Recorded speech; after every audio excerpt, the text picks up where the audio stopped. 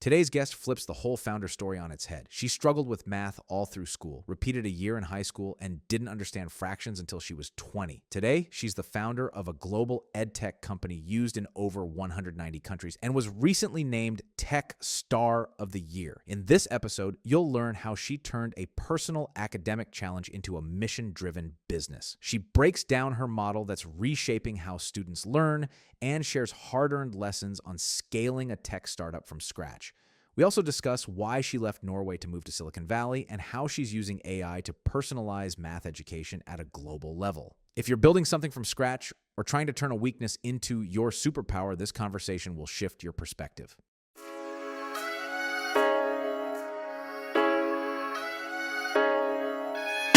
Hey everyone, welcome to Business Unchained, where entrepreneurs and business owners come together to power up on their journey to greatness. My name is Bobby Mascia, owner of many businesses, including my passion, a wealth management firm that specializes in helping entrepreneurs. My life totally changed when I made a conscious decision to design my businesses to run themselves, not me and my time. If you're looking to get unchained from your business, make more money, and have more time, listen to the experiences of other successful entrepreneurs here on Business Unchained. Bobby Mascia is the founder and CEO of Greenridge Wealth Planning. All opinions expressed by Bobby and his guests are solely their own and do not reflect the opinion of Greenridge Wealth Planning. This podcast is for informational purposes only and should not be relied upon for any financial decisions. Clients of Greenridge Wealth Planning may maintain positions in any securities discussed in this podcast. Please welcome the badass mathematician, Gwendoline Fængsrud. So I had 12 years life expectancy. So I'm really happy to be alive. Yeah. So Norway is fantastic in many ways. You know, free healthcare, free education. That's magical. I had heart surgery, $6, you know? Yeah, that's crazy. You had congenital heart disease. You were born with pulmonary. Yeah. My mother had the same exact thing. She was actually one of the first people to go through that open heart surgery back in, I think it was 1961. Wow. Yeah, because I was one of the first in Norway in 1981. Okay. So I was just a little kid. So 108 stitches down my chest. Oh, wow. Just telling me that I am much alive and kicking, which is really cool. Well, God bless. Did they just kind of surgically sew any of the holes shut, or did you have to get any sort of valve replacement? Like, what did that look like for you? Oh, it's kind of crazy. Basically what they do, of course, they cut you open. Yep. But there's the chest bones. They have to kind of crack it open. Yep. Crack it open, and they open you. And then you kind of break all the bones in your back as they open that. And then they go into your heart, and they actually went in and sewed that hole shut with a suture, which at that time was made from like cat intestine, from what I understand, because that dissolved inside the body after like 3 months. But I mean, I was quite a case. At that point, I was just over 2.5 years old, and they gave me anesthesia for a person 75 kilos because I wouldn't, dip under. And so I slept for a little longer after the surgery. And when I woke up, it was like I never had surgery. So they actually had to send us home. My mom was told that you need to be in the hospital for 9 weeks because God knows how's this going to go with this kid, right? Wait, so you did this happened to you when you were 2? Yeah. Oh, wow. That's young. And then after 10 days, they hadn't even taken my stitches. They're like, you guys got to leave. This kid has so much energy and moves around. We can't control her. And she's actually a danger for the kids who are actually sick. Oh my mom's like, but she's sick. She hasn't kind of grown yet. It's like, yeah, but she can't be here. You guys, we got to leave. That's the best possible outcome, right? So, well, and that was the story. That's the story of your childhood. Lots of energy, just ready to kind of like the Energizer Bunny. You're already wound up. It's just, you just go. Release that energy. The day I moved to Silicon Valley, my average heart rate dropped from 87 to 72 in active mode. That's awesome. Average past 2 months and then the month after. That's so Europe stresses you out. Being in Norway, you're unable to build a business to scale globally because the way the politics is set up. Norway is a small country, and we're good at oil, gas, heavy industries, shipping. We're not consumer tech. So for us to get the competencies into the company that we needed, we would need to import these people. But now we have almost 40% exit tax, 37.8% of everything you earn in Norway out of stocks and these things, you have to then pay leaving. So that means that if we were to import someone, how would they get out? They wouldn't unless we paid then, of course, enough to pay those 40%. But that's just going to deplete the company of money and resources. Yeah. It's crazy. We have clients overseas and, you know, I know people domestically here complain about taxes and, we pay so much in taxes. We pay so much in taxes. And it's like, you don't even understand what the rest of the world is dealing with. I would say if we kind of look at Silicon Valley habits that already feel impossible back home, like what are some of the things that you've been able to experience here that would have been impossible back home? So there's a lot of things going on that is building down the risk capital market in Norway in the first place. Mm-hmm. So being a small country, the investment community is also very, very small, even though we've been able to raise quite a few dollars over there. But it also has something to do with the competency of the investors in terms of our line of business. I mean, I'm in education. I make sure that every person on this globe can learn mathematics. I flunked math myself. I'm a mathematician now. So I know how to take you from the rut and to the top, right? And in Norway, education isn't an industry per se. It's a government affair. And it's frowned upon for tutoring and paying for that. And isn't there some sort of like social faux pas involved with that? Yeah, there is also. It's kind of the country's divided, but we are called welfare profiteers, which is not a positive thing. I mean, I've had to go on our evening news at the state channel and talk about why I'm not the problem making the rich richer and the poor poorer because I offered tutoring and help people. Mm-hmm. And I had to debate the Minister of Education and the opposing party's leader of education. And considering I'm, a girl from the East End, which is kind of the bad side of Oslo, teacher educated, and I'm the one who's supposed to make the big gap in Norway, it's just beyond ridiculous, right? So it's like all I've said, the books I've written, why did I write these books? Because they tried to label me as someone who didn't want to give everyone a chance, but only the rich kids. Mm-hmm. Then I figured, okay, well, maybe you can't afford a tutor when I was tutoring. But if I write books for the complete school system, you get my methods. You get access to the way I think. So, because, math books are pretty pricey. So I figured, no, let's do them half price. Let's give everyone a chance. And after I wrote books for the whole school system, that's when they kind of stopped calling me a profiteer. But I mean, tutoring in Norway was for that to be almost a disparaging term. Yeah, that's not normal. I know it doesn't make any sense. Why is helping people master math? Let's talk a little bit about how extremely hard math is, not only in the classroom. Did you know that the number one skill you need to understand democracy is math skills? That's the number one indicator. It's not your social science grade. It's your math grade is the indicator. If you look on where's the correlation there? That I can't say. I don't know. But it's the number one. If you look at all grades and their understanding of how democracy works, but also I think it goes to your understanding of reasoning and problem solving.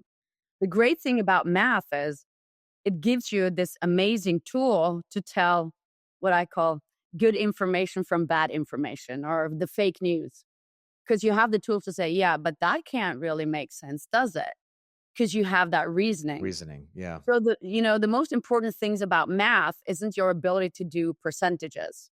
It's your ability to be able to go in, does this make sense? You've developed a problem-solving skill set that you can apply in any area of life. That seems to make sense. Yeah, if you also go to look at people on welfare, how many of them had a top grade in math, had an A in math? How many of them did AP classes in math? These things are Probably say correlated. low. Very low. And if you look to your parents' education and your own math grade, it's super correlated. So for me, I figured I want to be in a country where you're allowed to earn a lot of money on helping people in a good way. It's not a bad thing. I mean, helping people, making sure that everyone has a fighting chance at math. And I've figured out how to do that. The model that I've made and presented and tested over 20 years. And every time someone follows my method, they come out at top. It just happens. It's not like a code to crack. So we have to get into that model because I'm really curious. I mean, my kids are 16, 14, and 9. And between the Common Core and the Korean Singapore method, and they seem to be changing how they're addressing students these days. But before we get into that, I really have to ask you, you failed math. Bring us back to the day that you failed and what flipped that shame into, I'm going to master this. So the first thing that I don't do shame. It's not my thing, but I'd always wanted to be good at math. And I figured, why shouldn't I? Do you know how many people are good at math in the world? There's like millions, tens of millions of people who are great at math. And the only thing they basically do is they work really hard at it. And they're focused and they don't have that gap. They stick to the program. They follow the recipe. Because that's what basically it comes down to. So I was one of those people who had a lot of energy.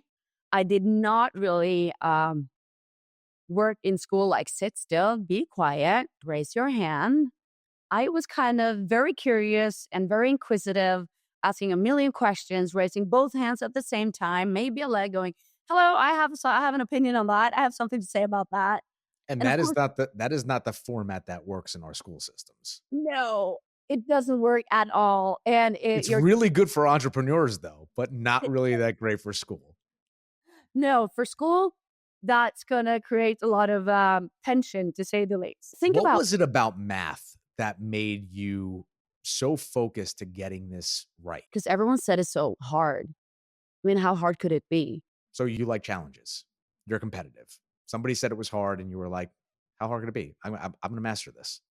I'm competitive in a very strange way. I'm competitive in a way that I want to see how much I can get out of myself. And I don't really care that much about everyone else. They stick to their stuff. I focus on what I can do and the task at hand. But I want to see, what can I get out of me? And I've also, one of the big problems is people just think I don't have that math head because they met a challenge in math, or we're not a math family, or math is very hard, or all these myths. And I was always like, yeah, but I never gave it a try though. I never really tried. Mm-hmm. I figured if I actually just tried, what would happen? And I've been one of those who sat down, tried to do math homework, and I couldn't do it because I had so many gaps that there was just no way I could be able to do that. But I have to turn 20 before I could understand how to understand that math wasn't a code to crack, like this enigma that had to fall into place. It's just a recipe you need to follow. But someone needs to give you that recipe. And that's what House of Math does. We give you that recipe because there isn't a one recipe fits all. Then school would produce all A's. All right, I have this figured out in a different way than the way teachers are teaching it in school, the way most people are learning it. I have this figured out, and now I'm going to monetize it. I'm going to turn it into a business. What was that conversation in your head, or a conversation with your close inner circle? Like what changed it from I'm a student to when I'm going to go build a business on this? I've always thought that if you know math, then you have the language to everything in the world. That's the tool to crack anything open. And I just figured I want that tool. And I can't go buy it anywhere. It's not like on box and on sale or with a coupon. I was like, I need to know that stuff. I really do. So for me, I just what felt made like you? I was getting the holy grail and getting a peek into the universe. That was what it's about to me. That needs to be That's the so holy grail. interesting to me. When I was growing up, I always wanted to be in finance. I just loved it. And it was because I had uncles that were watching financial news and the ticker was going up. And it's to me, being able to own different companies that you didn't really own, but you had these stakes in, it was like, that's what really grabbed my attention. So I just find it super because you took it like 4 levels above me. I kind of took us off topic a little bit, but I want to know what happened when you were like, this is a business. I'm going to go out there. I'm going to impact the world. And I'm Actually, going to that do it in was a way not that's at not as a all. teacher, that's not as a, a professor. I have a product to sell. Actually, it didn't start like that at all. I would So how did it love to start? say that it was a noble quest to save the world. I would love to have all this nobility, but it wasn't. It was just that I was flat broke. I was thrown out at 16. I was really doing what I could to try to get, my life together. Could expand on that a little bit. You were thrown out of your house at 16 because I know that your parents got divorced. They Yeah. both got remarried or had another spouse. And talk to me because that's an impactful, pivotal moment in somebody's life, especially at such a young age. Yeah. And that's also a lot of the kind of impacted why I flunked math and did the second year twice I in can high only school. imagine. Surprised you didn't flunk in the entire, curriculum. No, but I'm a survivor. I'm a fighter like no other fighter ever. Like, I just do not give up. I just don't give up. I'm not built that way. You're like But, the Rocky of Norway. oh, that was such a great thing to say. Thank you. I'll take that. I'll take that from the man. I'll take that. Um, it was my mom and dad divorced, and they both got new partners. My dad's partner and I were best of friends, and he chose her. And it was Yes. the message was very simple. It was kind of like, you're gonna move out soon anyway, and she's gonna be my future. So there's not room for both of you here. That's So then tough. I had to move. So then I ended up being in a couch for a couple of years, jumping from couch to couch and friends and family stuff. And then at 18, I got my first apartment. And then my dad came and helped me out with a little money. And thank God he came to his senses and broke it off with her, even though he loved her, because she was nice to me. So he came around. He just needed to get out of the biggest days. My dad and I have a great relationship today. I'm one of these people who think that people are people. We are flawed as humans. Our DNA is a try and fail and make good decisions and bad decisions. And so that's kind of what happened in high school and how it all kind of came together. So the reason I started tutoring was I was flat broke. I needed money. And this guy came to me who was, I studied when he said, hey, I can't take any more students. I'm full. Do you want a student? And the noble me said, what do I get for that? It wasn't how can I help? It was what do I get for that? And he was like, it's $50 an hour. I was like, I need that. I'll take that. But at this point, I wasn't really good at math because I got into university in math because nobody wanted to study it. The first student I had, I spent 10, 12 hours preparing. So the hourly pay was super bad. The preparation, I was so afraid I was unable to answer like a question because I needed to answer everything. She was paying for my time, right? So I did all the exercises in the book. I read it. I did all the exam exercises to the topic. And so when she came, I could answer everything. And she was super happy and she got an A star. So I was like, yes, good for you. But that was the investment you had to make in yourself in order to get there. Yeah. And also for me to get better, I mean, teaching is the best way of learning stuff, right? It really shows what Oh, you it understand totally and what is. you don't understand. And it And really in, makes in your TED talk, we can say it wasn't divine intervention, right? I mean, there wasn't a hand that came down and said, you are now blessed with math skills that nobody else will have. usually say it's the same brain that flunked math and has a master's in math. No brain transplant has taken your place here. But what happened was I was actually really good at tutoring, which was kind of fun because I, at this point, hated teachers because they were so, tough on me because I was a rascal. So I was like, never going to be a teacher. It was the most awful thing you could do. And now I'm the teacher of all teachers and I love it to pieces. But what happened was my nightstand, after a while, had a lot of money in it. It felt to me like a fortune, but it was probably like $2,000. But it felt to me like I'm having like, Scrooge McDucks, swimming in your draw of money. So I was like, I have to pay tax. In Norway, the tax thing, that is what keeps society together. I mean, you do not mess with taxes. Mm-hmm. So we're all kind of raised to be good taxpayers. So when I had about $2,000, which is the opposite side of the pendulum for most business owners here, where it's like, what can we do to reduce the amount of taxes that we have to pay this year? Should we make an investment? Should we, what do we hire somebody? Like, what do we do? Yes. So in all honesty, I've taken that journey from that point to where I'm at now. How can we optimize taxes? And at that time, I was like, I was doing tutoring. So I was a menace to society. And I was like a profiteer. So I was like, at least I have to pay taxes so they can't, arrest me on that stuff, right? Yeah. So I called my dad and said, Dad, I have too much money that I've earned in a not proper way. I need to start paying taxes. How do I do that? And he was like, then you have to start a company or you have to report it.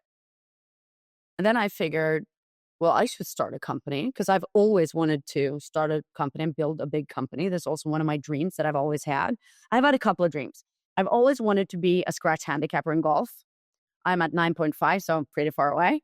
I've always wanted to be a mathematician. I always wanted to start a company. I'll tell you, 9.5. I'm an 18 handicap on my best. So you're a lot closer than I am. That's so far away. So far away. But it's a dream, never give up dreaming. So I then figured I'll start a company because I want to start a company. I should build something big. It's in my DNA to build something big. I should do that. So I started a company to pay tax. I didn't start a company I didn't have a business idea. I didn't have a business plan. I just figured I need a vehicle to pay tax. That's how it all started, which is probably the only person in the world who started a company to have a tax vehicle. That's super interesting. From there it has developed.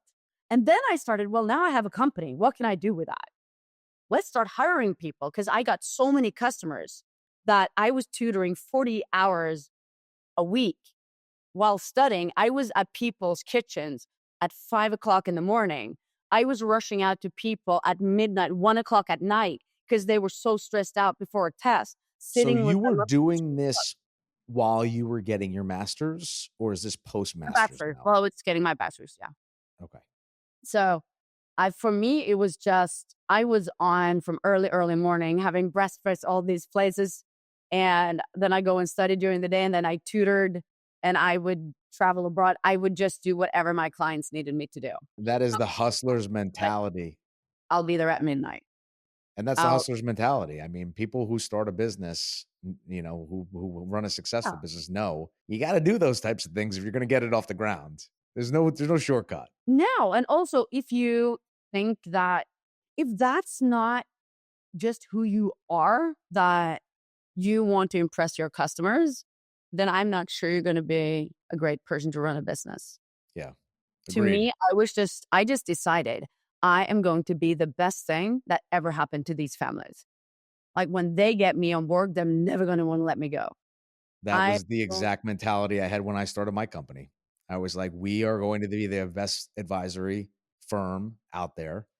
And our service model is going to be, bar none, best advice, best service. It was all about them because I knew being all about them, the rest of it will figure itself out. But if I'm not all about them, then I've got a really interesting and difficult and probably terrible path as a business owner. It didn't even come into my mind of how do I, how do I turn this into a profit center? It was like, if I just do all the right things, Yeah. everything else will work out. Like, I know it. I just have faith in that. But what did that look like from your end in your industry? From my end, so, I ended up getting into this business. My quick story is I had these blinders on that I was going to be on Wall Street, investment banking, doing big M&A deals. And I started that path after college. And then I ended up in my family business, which my father was franchising restaurants. So for about 10 years, I did that. We doubled the franchise. And I realized after I had my second son that this was always going to be dad's business and I need to go and carve my own path. Yeah. So I saw, just being a business owner, that there were very few options out there for really good advice. And I started to do some consulting again, working with business owners on just multi-unit operations and doing some consulting on just owning a business and profitabilities, going over the P&Ls and how do you do the operations and management. And I was getting my licenses and designations back in on the retail side of finance of working with clients. And for me, when I got into the bigger institutions, because I figured, that's where I'm going to learn, it was all about transactions, sales, and making money. It Yeah. wasn't about the advisory portion. That is what led me into the business to begin with. Hmm. So I'd go to these weekly sales meetings and, people be talking about their numbers, not talking about the quality of advice or how can they do things better. And I was spending all my time doing further education of how I can be a better advisor. But at the same time, I was still crushing those sales goals because the conversations that I was having with people were really resonating with them. Yeah. So when I started my own firm, it was, we're not going to sell any products. Like, we are going to charge for our advice and we are going to be fiduciaries and we're just going to do the right things for people because that's what's going to pay off in the long run. That's what's going to help them become more successful. And as a result, we will be successful as well. And it worked. What you say there, I think is really, really interesting. And I think about it quite a lot. The best salespeople is not those who sell you. The best salespeople is going to create long-lasting value. And I think how many parents are out there looking for something that's going to help their child to do better? And I mean, we've got all of these institutions, these Kumon and learning centers where people go and they're trying to get their kids to the next level. Yeah. And never mind next level, you talk about really having the basics and the foundational work. And a lot of people, they skip over that fast to meet with the curriculum that the school is offering, forgetting about the basics. So I think that one of the big mistakes we do is to push forward at all costs. It is a bad strategy. And especially when it comes to math, because most people aren't in a position to push forward at all costs. If you are, great, go ahead. But most of us have gaps. These gaps means that you can go hard forward, but it's going to be always some kind of resistance keeping you back, right? Because what was that? How was that? I don't really get it. How was that?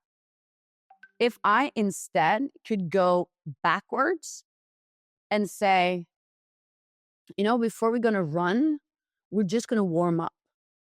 Because that's going to give you the best run. That's how you're going to be the fastest. You're not going to get injured and you're going to win. But we need to warm up.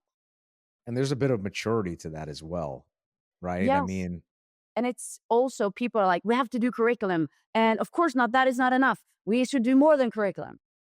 Then my go first is like, but who are you? Like, what do you know? Let's figure out what you know and what you don't know.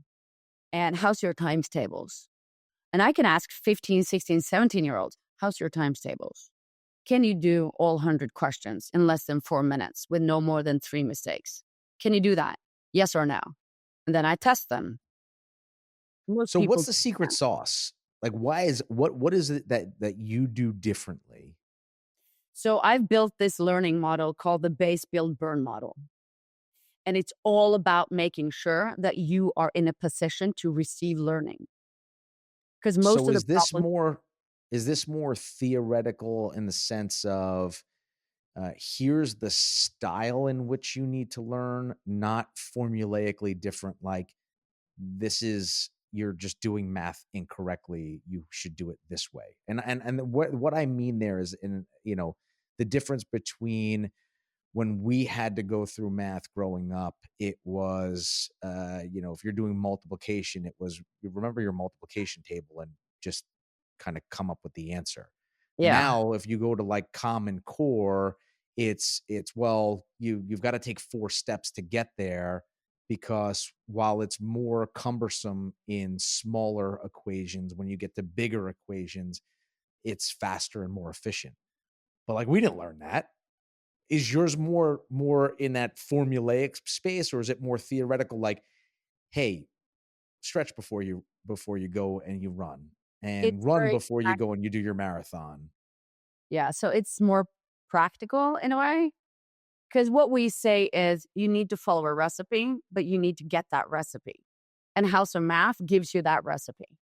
Some people are very visual learners. Some people are tactile learners. Some people are audio learners. I mean, we learn differently. And as a teacher, I will use one explanation to you and a different explanation to another person, because we all learn different ways. But what it comes down to at the end is, if you have all your ducks in a row, the different way angles needs to be way fewer if you don't have any gaps, right? So what it's about for me is to make sure I know where you're at. And in order to learn math very fast and efficiently in the easiest way, you need to build your house in the right order. You cannot start on the 4th floor building up. It's going to crash. You need to start where you're actually at. And this is what we can't do in school, because there's one teacher and there's one curriculum. Mm-hmm. And very often when you start a topic in your curriculum, you should probably not start that topic, because you've accumulated so many different holes through the years that you won't be able to do it. And you could end up working very hard at math and still don't get that grade. And then we start with all these faulty conclusions that I don't have a math brain. I'm stupid. I don't get it. We're not a math family. I didn't crack the code. I don't understand math. Math is hard. Then we do all these things because we need an explanation. Mm-hmm. But those are not the explanations. The explanation is you are unable to do this because the topics leading up to it, you don't know. So I need to make sure that we first do the times tables. Then, do you know fractions? Did you know that the number one reason people struggle with math globally, not in the US, globally, is that when we start learning fractions, you go from something that is very easy to see and count to something that is more abstract. Yep. We struggle to learn it. And that is the holy grail, the mother of all gaps for why it goes wrong. 75% of, students can't put fractions in the right order from, the smallest to the greatest. Yeah. And that's kind of the big problem. So what I do in this base build burn model, think about it this following way. All the math this could be used in any part of life, even in a team structure. So the things that's your base. With your base, that's all the things you can do and solve without any external help. Then you have the build. This is where you need external help, like books, teachers, mentors, friends, parents, whatnot, videos. You need external forces to have you learn. This is where you accumulate new knowledge. And then you have the burn zone. I'm assuming that over time, that build turns into increasing your bank of base. Yes. So you feed that bank, that base by building. But if you get into the burn, now I'm going to go bring you back to where you were, the burn zone. Yeah. So if you go into the burn zone, every topic in the burn zone is too far away from you to learn right now. It's not too far away for you to learn. But in this moment of time, you cannot go there because the distance from your base to that topic, which is in burn, is too big. You have to go back to the build zone. You have to get your ducks in a row and then try again. Well, But what I it's love about this is this is applicable to anything in life. exactly. And think about your team. This is what I love. Like if you bring it into the workspace, think about your team. So you have a team and they all have different competencies. Because, some people know finance, some people might know law, some people are marketing people, especially applicable for boards, right? If you could sit there and have the confidence to say, right now I'm in the burn zone. Can we take a step back? And it's not because you're stupid, but you're talking about something that is not within my field of expertise, which when we're working with people across sectors or across competencies, that very often happens. But we don't have words to talk about it in a way that is non-threatening. But what if you started talking about things that were way beyond me? And then I go, one moment, I'm in the burn zone right now. Can you back up a little? Then you would never think, oh, she's stupid. You go like, oh, it's just beyond what she knows now. And that's an amazing way to improve communication. Yes, it's an amazing tool, not only for math learning, which spawned the whole model, but it can be used everywhere. And that team communication gets so much easier because you could also say that, okay, guys, this is a little bit too base for us, so we should do this online, or we can do this via mail. Meetings should not be due for base things, right? Meetings be for build and burn things. How do we solve this? And also helping each other know that now we're in a different place. We use this in House of Math all the time when you communicate, because we have mathematicians and programmers and game designers and psychologists. I mean, we are across so many fields, and a lot of them is zero overlap. And still, we need to build and create a product and go to market and sell this. So we need to be able to know when are we out of our depths and not, and get that communication. And using the base, build, burn kind of framework to make that communication so much easier helps a lot. So this started as a tutoring methodology. Yeah. Right. And now you've evolved it. You obviously, you mentioned before, you have one teacher, a number of students, very difficult to personalize the experience for each individual student. So in comes one of the biggest topics of conversation as of the past couple of years, which is AI. Talk to us a little bit about your journey with that. So when we went from a tutoring company to become a tech company, which in 2020, then we were like, we need to use an AI that's going to optimize and use the base, build, burn. At the same time, we're going to use atomic learning, which is another methodology I've developed in order to reach youth that are a bit more dopamine driven than we were. So we figured we need an AI to optimize this learning, because we know that learning in a classroom setting is not optimal in any way, shape, or form. And I want people to know that math is accessible to all. Everyone can do math. So we started our journey there. But for us to be able to implement our AI, we needed to build a lot of math first, a lot of math content. So it developed, and then ChatGPT came, and then we were all focused on, you need to find out how AI is going to disrupt each and every work process we have. So we've used that. So for us, we have the AI as part of the practical way we run and build and produce and work. We have used it for every way, shape, and we've reduced our production time by 70 to 80%, while also reducing staff to optimize, right? And then it's all about, how do we use this to let people learn math? Because let's talk about the little macro numbers a little first. We're talking now that there's going to be a super intelligent AI in like 5-6 years, right? Smarter than all humans. Singularity, teaching itself, the whole nine. Yeah. But my question to you is, do you think we're going to abolish schools in 5 to 6 years? No. Right. I don't think we're going to do that in 20 years either. Because what are we going to do with the kids? Where are they going to be? Well, and there's a bit of socialization that's involved with that as well. So how do you, unless we're all going to be isolated, or there's some other, it's an interesting topic. I haven't really thought about the kids in school and AI and. Yeah. So we talk about like, what do you need to learn? What is the future workplace need you? I think that's super important. And I think that just the question, do you need to learn how to read? If everything is audible, do you? There is science that shows, research that shows that, well, reading it yourself rather than listening to it makes you remember it better, makes you reflect on it better. It's a more productive way of learning. Do you have to be able to... even writing it down. Yeah, but do you have to write? For The AI retention. does everything for you. But then we know that actually writing retains information better and faster and more correct than if you don't write it down for most people. So, and then if AI is going to come and do everything for us, then we don't need schools, do we?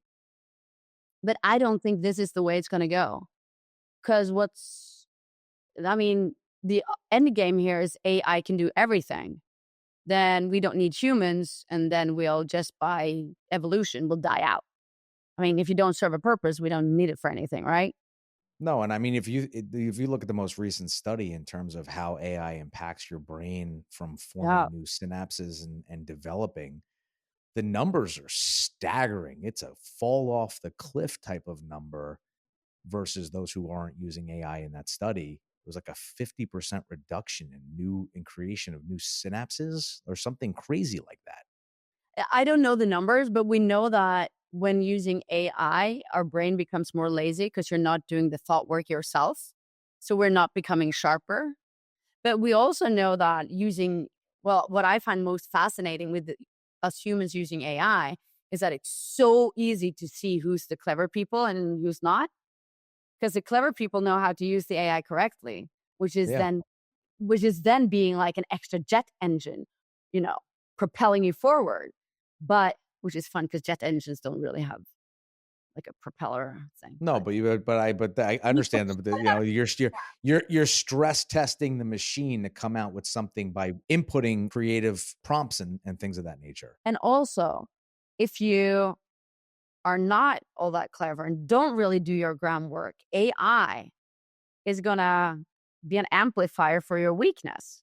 Yeah, it's so easy to see an AI text that hasn't been worked on, that hasn't been thought through, because it's not answering the question. It's so easy. So when you use like ChatGPT, it's an amplifier for your strengths. It's an amplifier of your weaknesses. So basically, it's a lot easier now to determine who's the strong candidates from the weaker candidates. So that's a different story altogether, but it's so much easier to see. And what's super interesting about that is, one of the pretenses on why I started this podcast is I love talking to business owners. Yeah. And why do I love talking to business owners is because their stories are those of like multiple failures that got them to the point where they finally started to figure things out. And then they failed a little bit more, and then they succeeded a little bit greater. And it's actually our failures and the things that we do wrong that make us smarter and better and more creative. Yeah. And if we're not going through those failures because we're just inputting a whole bunch of things and saying, give me the answer. How do I do this? What do I do now? Where do I go here? Even as simple as like GPS or our cell phones remembering the phone numbers for us. I mean, I used to have my brain was a human Rolodex. Now, ask me more than 4 people's phone numbers that I remember by heart, and I can't tell you the 5th. I know. So for me, from an education point of view, I just figured, what do I do with AI? How do I utilize it? I utilize it as a tool inside the company. I use it as a personal tool. But most importantly, how can I use it as a tool to make math accessible and easier for everyone? And especially with that customization to how people learn is not the dumbing effect, but it's rather really going right at the core of how do we get you from here to that engine propelled jet burner or whatever. Yes, because it's all about how do I get information into your head?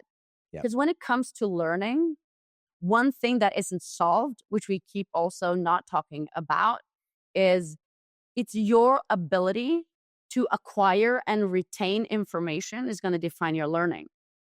And if I train you to acquire and retain information, you're going to be able to use that.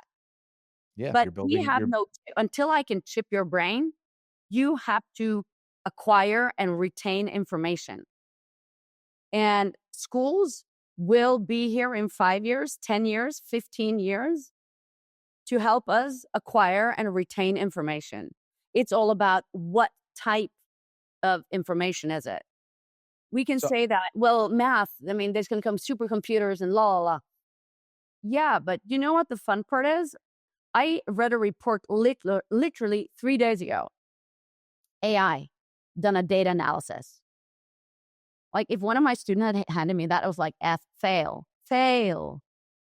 It's fail. But why do I know that? Because I know math. I know data analysis. Right? And I don't know how this is going to develop, but we have to focus on more people over the math barrier.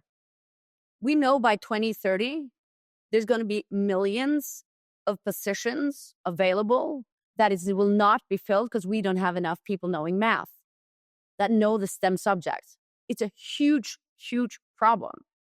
We also see that those who know math we are now an elite in the workplace compared to those who don't know math. We're the ones who can do stuff, right? It's, again, the holy grail to learning. And it's all about how can we change schools to help us learn and utilize AI to become better versions of ourselves. Yeah. But you said something really important just back, where you said there is more than like reading and learning and writing and doing calculus that school's about. It's about socialization. It's about learning how to control your emotion. It's learning about how to be around other people. It's growing on so many other areas than pure subjects. And how do you work together with other people? Because we could probably move in a direction where we all just sit in our own little cocoons. Well, and we're losing a lot. And we're losing a lot of that, EQ, skill building through technology because people don't pick up the phone anymore to make a phone call. Yeah. They text message or they email. They don't want to deal with confrontation. So instead of actually having the hard conversation, they text it or they email. There are so many barriers that have been taken away, which are the barriers of doing the hard thing. It's become more easy. And I feel like that is a skill set that needs to somehow find its way back into our children's lives. Absolutely. And I think another thing in terms of where is school going with this AI, I can't tell you. Like, I could try to sit here and hypothesize. What I know is that AI is going to come and be major impactful.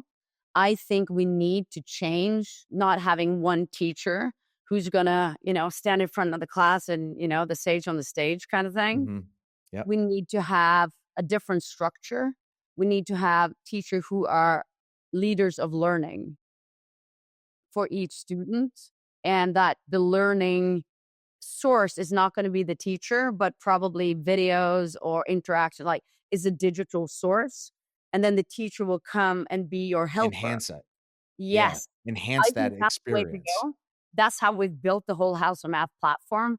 It's for you to optimize your learning. And it's kind of interesting because people ask, but what's so different between you and everyone else out there? And House of Math, our customer is the learner. Our customer is the person who's having to sit down and learn. And not the institution. That's our customer. That's who I optimize for. How can I teach you and each of your kids math in the best possible way, but in their way, in their tempo, where they need to be? While most others sell to schools. So who's their customer? The institution. Schools, the institutions, government.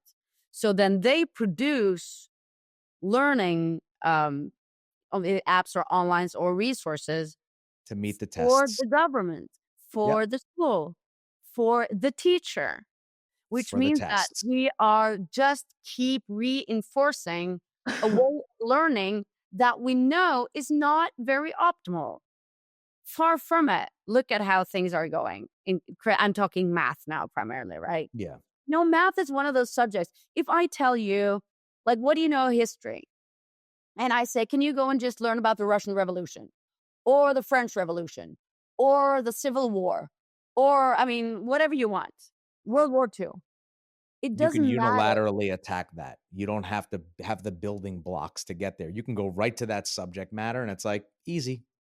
And it's accessible. Regardless of never having read any history before, you can just go in and start reading about, 1940, 1939, da, da, da, da, and you can just go through it. No prerequisites. It's going to be easier with prerequisites, but I mean, you can just attack it head first. In math, I go, do equations. And you go, I'll go into equations. And you go, what? Where do I start? On here?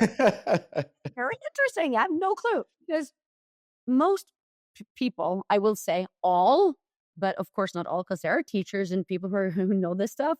But other than that, know that if I'm going to be able to solve a linear equation, 2x plus 3 equals 5 type of equation, or 2x plus 4x equals 5, then you have to know, your times tables. You need to know fractions, how to, add and divide and plus and minus with fraction with these types of equations. You need to know algebra. You need to like parentheses. How do you multiply a number with a letter? How do you multiply a letter with a letter? And the prerequisites are much greater. 100%. And it just keeps piling on, and you don't know that. So somebody needs to tell you. And then if you're lucky, you have a teacher who have the time, but teachers are swamped. It's one of the most difficult, occupations in the world. I mean, can you imagine? Just a little thought experiment. And they're highly underpaid. Highly underpaid. And then you go, I mean, in the business world, how many people to a team? Depends on what your team looks like. It depends on what you're tackling. It depends on how many verticals need to be in, like you said, on your team. You've got gamification, calculus, et cetera, et cetera, et cetera. It depends, but usually you got a team. More than one. The team is like more than one and an assistant. More than a teacher and a teacher's assistant. So let's just say that a team is usually about 6 to 8 people. And then there's a new team. And each of these teams has a leader. So it's like 4 or 8. So if you're an adult who's getting paid and incentivized by having to support your family, pay your bills, you get 6 to 8 people in a team who's always also incentivized by getting paid, having to support themselves and family. And in the business world, we've decided that a team shouldn't be actually bigger than 8 people because one person can't follow up, can't manage, can't see, can't get most out of these people if there are more people. But in school, we say, no, then it's not the case. In school, we say, no, we just take one person for 20 who's kids. Not properly incentivized just by their good heart. And then we'll give them 30 people who don't want to be there necessarily, who's smart, who has undeveloped brain, who don't get paid, and who doesn't want to do math, and who doesn't want to sit still. And now go and do your job, teacher. It's insane. It's an impossible task. Put it in a comparison, right? It's insane. It's an impossible task. Yeah. It is. I mean, I didn't understand this until I saw school as a professional arena where teacher is a profession, and I got to learn the teacher profession. It is a very different perspective. And it's fun that since everyone has spent a lot of time in school, everyone feels that I know school. I've been there a lot. But no, you know school as a customer of the school, as a student. I mean, if I buy your finance services, doesn't make me an expert on finance. No, it but makes even me an expert of being a customer of finance, but I know I won't be an expert on finance. So even if you use that example, if you use that example from the sense of an old mentor of mine said to me when I started to get into this business and building up my, my client book. Yeah. He says, and I was taking a lot of things seriously with one of my designations. It was weighing on me because I wanted to get through it. And he said to me, dude, you need to just chill out. All right. you have to, if you take a look at this profession as a whole, you're so worried about getting all this experience in because you look at these guys and you say, oh, that guy has 10 years experience. That guy has 20 years experience. That girl has 30 years of experience. But the reality of it is they have 1 year experience times the amount of years that they've been doing it. They haven't been compounding that experience. So if you look at even just that relationship, it's like, yeah, you may be in that scenario, but you've had a bad experience and there's nothing that's been showing you how to have a productive experience, how to grow from where you are. So you have to strip that all away and start from the zero as per your perspective of put your foundation in place and then build and stay away from burn. There's one thing that I really like to ask you, because as we started to go down a few of these different topics, I got to thinking about the tremendous amount of experience in life that you've had, from growing up in Norway, 16 out of school, failing in math, going to school to become a mathematician, opening up a business, dealing with the bureaucratic profiteer mentality in Norway, to then having to come over to the US to actually fulfill your dream of building a business to where you can help people across board. I mean, that's crazy. And I can only assume that, like we talked about, you learn from a ton of your failures. Yes. If we were to just kind of like maybe go back and think about what is your favorite failure that you can think of that later became, if you were to reflect, it was like, like that one pivotal moment. Is there something that you could reflect back to and put your finger on where you go, that is something I think about all the time? I should have left Norway a long time ago. I did a personality test when I did my leadership training, because I have a bachelor's degree in international leadership, business and leadership as well. And then the guy who kind of assessed me, he looked at me and he said, I've never seen a result like this before. You are truly different. I was like, okay. And then he said, it's not going to be easy for you to be in Norway, but you should go to the US. He put his finger right on that problem. Yeah. So, but why do I say that? When I told my dad, like, I think I have to go to the US, Dad, he was like, finally. You should have done that a long time ago. Finally. I'll miss you. I'll come and see you. But for you, you are miserable in this country. So why am I saying that? Because the biggest learning is, if you're an entrepreneur, you're doing it because you can't help it. Like, you can't help it. You just have to. There's just that drive that can't stop you. But trying to build something, a place that isn't ready for you, in a structure that isn't built to accept that, I've been so angry and furious.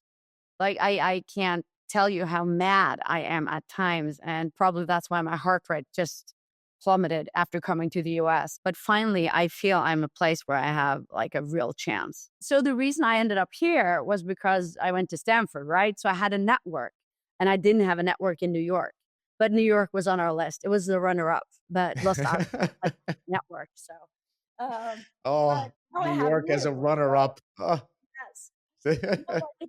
It's trying to build something in a place that has so many structures that is trying to kill you all the time. Mm-hmm.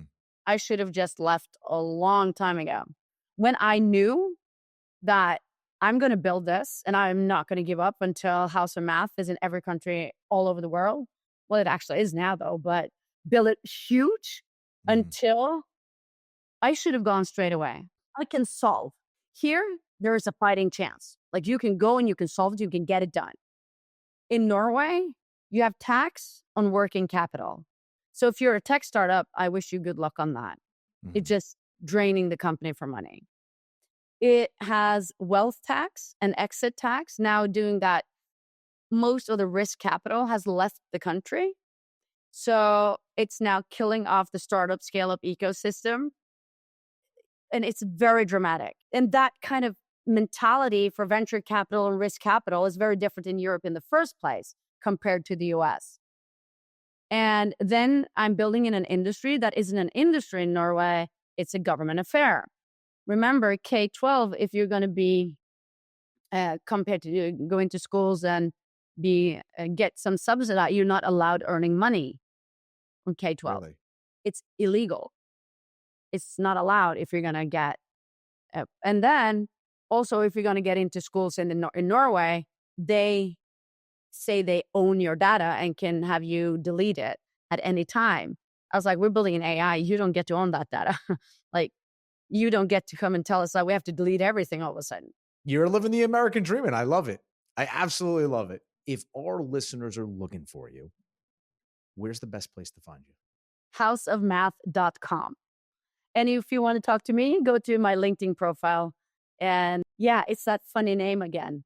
But try to type in my name at LinkedIn or go to houseofmath.com to get all the best math help you can. Gwen, pronounce your last name for the audience.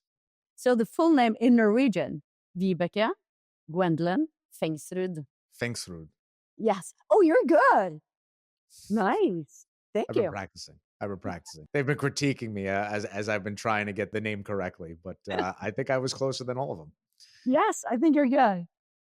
Well, listen, I really appreciate you, and this has been awesome, and I look forward to just how this all continues to play out, especially over the next 5 years when we look at that AI reach singularity and where are we going as humanity.